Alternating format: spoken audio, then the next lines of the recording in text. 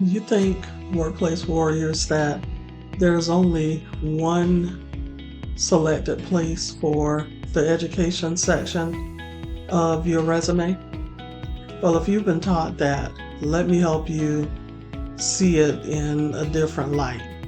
There are two possible mainstream acceptable locations for the education section of your resume. And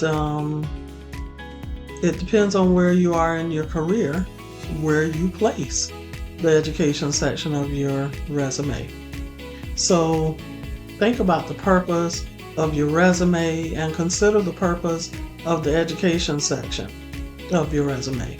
The education section of your resume is to either show your reader, the person who is reading your resume, that you possess the knowledge and training that you need to possess in order to hopefully be successful on the job. And that is for those who are new in their career, who may have never worked in their career field before. They may have gone from high school straight to college. Maybe they worked retail, but they majored in, they worked retail part-time just to make some money while they were in high school and college. But they went to college and majored in engineering, and they never held an engineering job. So if you're trying to land an engineering job and you only have retail experience, you don't want your reader to see your retail experience as the first information about you professionally. What you want the reader to know is that although you may not have the hands-on engineering experience, you have obtained your bachelor's or your associate's or your master's or PhD in engineering, and that will let them know that you possess the knowledge that is related to your chosen career field.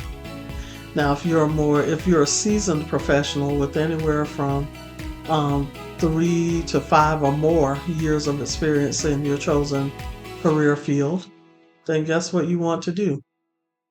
You're going to likely want to list your professional work experience first, and then save the education section of your resume for the bottom half or the second page of your resume.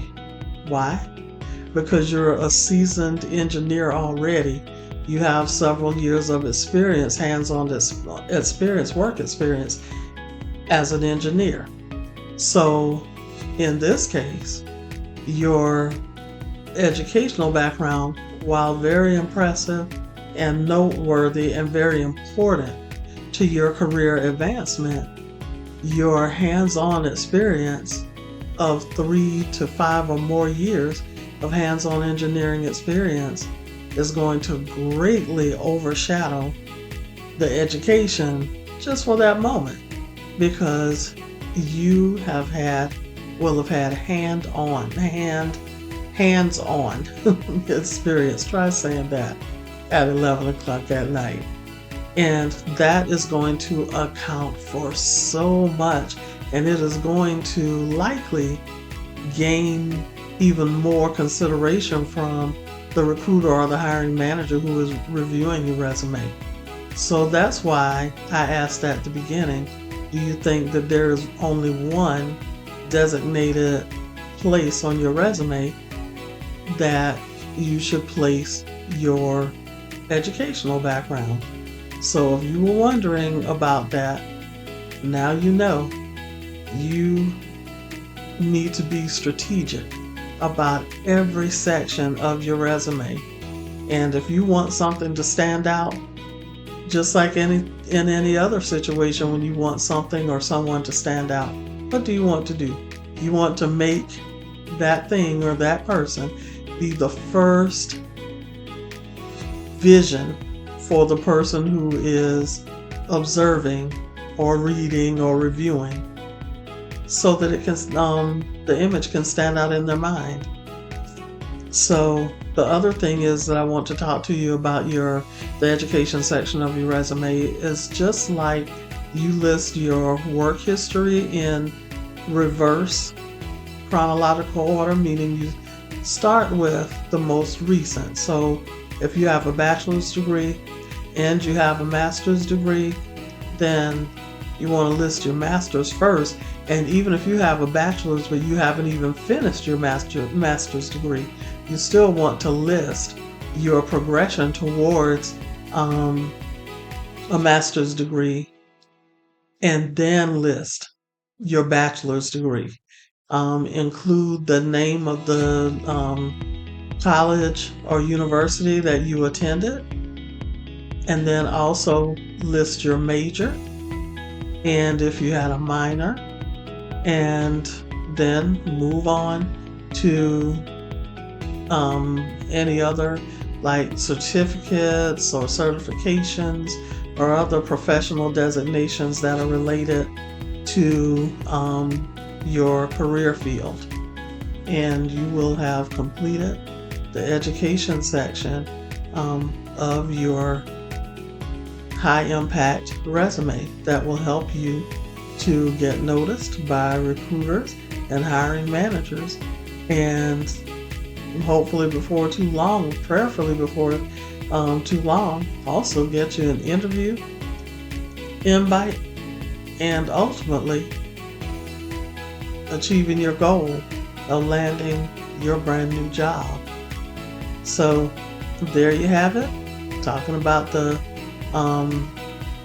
education section or your education history on your resume, and when to put it early on your resume and when to put it later, like on page 2 of your resume. So I hope you've gotten value from this post. If you have enjoyed this content and found it useful, please share it with others who are in your network, and also click the like button, the thumbs up button, to let the algorithm know that this is valuable content that needs to be shared with others, so that I'll be able to reach more people, because my goal is to help you live your very best career life. And I know you know other people who are on that same journey, and I'm helping you to live your very best career life one video at a time, and especially during this job search readiness series. And today's topic is educational history. And if you'd like to work with me more closely, all of that information will be in the description below. And if I can ever be of assistance to you in your job search, don't hesitate to email me or join me for one of my Friday morning lives at 7 a.m. on Friday mornings on my YouTube channel at HR by Namtique 19. I'm sorry, at HR by Namtique 167, and that will give you access to a whole lot of great, valuable information related to the job search and human resources in general. So looking forward to seeing you at another video, or for a Friday morning live where you'll be able to chat with me and leave comments, and I will respond to them. It may take me a little while if I get a lot of comments and questions, but rest assured I will respond. So until next time, career success to you. Have a great one. Oh, and before I leave, gosh, I almost forgot. I am going to be kicking off my next cohort of my Career Search RX coaching program. And that will be kicking off on March 1st. I had to think about it. On March 1st. So I will put that registration or enrollment information in the chat as well. So if you are interested, you know anyone else who could use that help, that by joining me and working with me more often and more closely, I will welcome you sending them my way. So until next time, for real, career success to you. See you in the next video or for Friday Morning Live that's coming up this week at 7 a.m. on my YouTube channel at HR by Namteek 167. Have a good night.